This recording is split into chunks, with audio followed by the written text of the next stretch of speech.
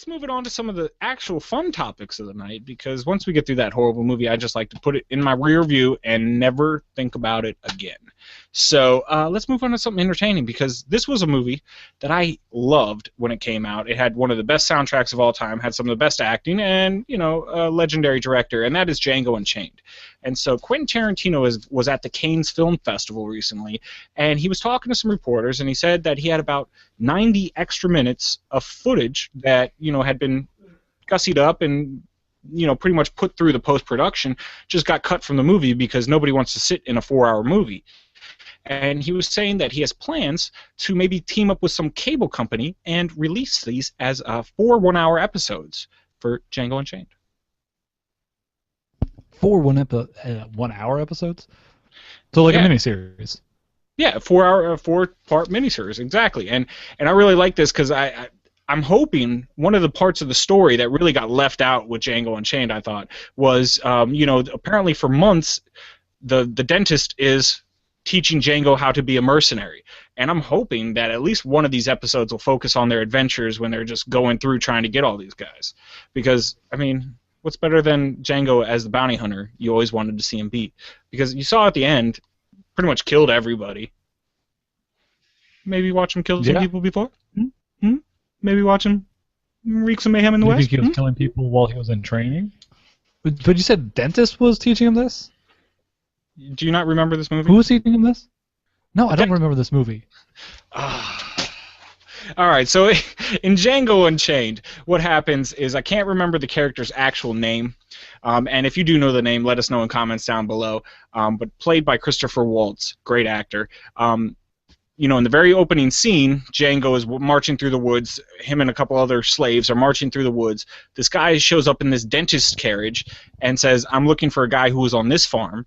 Django happens to be that guy. He turns out buying him off of him, and then takes Django into a town and says, "Hey, listen, you're the only one who can identify these 3 guys who were previous overseers at one of the plantations you were at. These 3 guys are bounties, so I'll tell you what. I don't really like slavery, but if you work with me and help me get these guys, I'll work with you and help you with something." It just so happened Django wanted his help freeing his wife from Leonardo DiCaprio, the evil slave owner.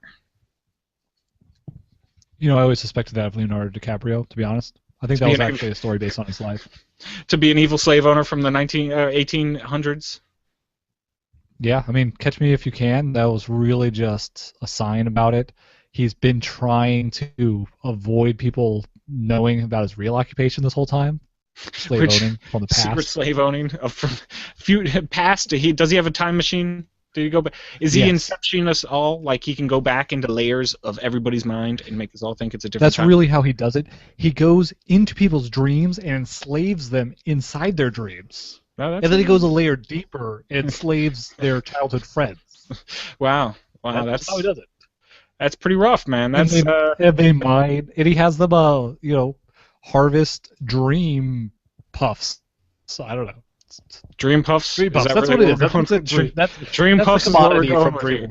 Okay, yeah, well, so, but yeah, so I'd really like to see some of the part where they're working together because, again, in that exchange, he says, "Yeah, I want you to go over here with me to find these guys," but they can't leave yet because there's like a mountain pass and it's during the winter and they can't get over there. So they do spend some time. It's assumed that they spend some time together hunting other bounties while they're together. So.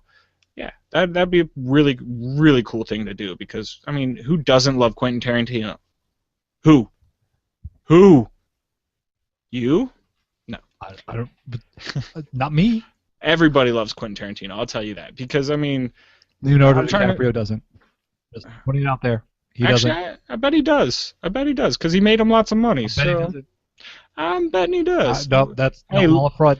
We know Leonardo DiCaprio. We know you watch the show, so go ahead and let us know in comments down below if you love him or not. But the other thing is, I hope we finally get a couple extra tracks. Maybe not finally but get some more tracks from RZA because RZA did the whole soundtrack, and it is amazing. Probably one of the best soundtracks of any movie of all time. I do believe it won the Oscar for that as well. So I'm looking forward to that. I'm just wondering what TV channel would actually be able to partner with Quentin Tarantino. You're probably looking at like a Showtime or an HBO or a Starz, but I mean, I guess they might be able to get it onto like some of the cable channels, because isn't like the laws changed after 1 o'clock? Some of those cable channels are allowed to air cursing. Yeah, a lot of them do. I mean, I think technically, cable channels are not officially regulated by the FCC and can do Hmm. whatever they want, but they self-regulate themselves and try and go along with what the standards are for the broadcast networks. So until 10 o'clock, they don't air cursing, or at least not certain kinds of cursing. After 10 o'clock, they get more free range depending on how edgy they want to be. Well, yeah, like I know But on they'll Comedy decide how Central, edgy they want to be. I know Comedy Central has this little secret stash, which is like Fridays and Saturdays after 1, and they'll air the F word all over the place. So, I mean, you definitely need to be able to ramp up the language that you could use just to have Django in there. So, I'm looking forward to it. So, hopefully, we'll see that in the next year or so, because it doesn't sound like there's that much work that has to be done with it. You just got to really put it out there. So, that'll be cool. Sounds good to me. Yeah. So, and maybe you can finally see Django. How you haven't seen I it, guess I don't know. could. Maybe I should go back and watch it now. You could still do that. You could still do that. I do recommend that one. That one, if that was on the horrible movie of the week review, it wouldn't be a horrible movie. It would have gotten a 5 out of 5. Excellent movie. If you haven't seen it, take the time, go see it. It's really a good one. A little bit of some crazy stuff happening in there. Not too comfortable with Mandingo fighting, but it's a good movie. But let's.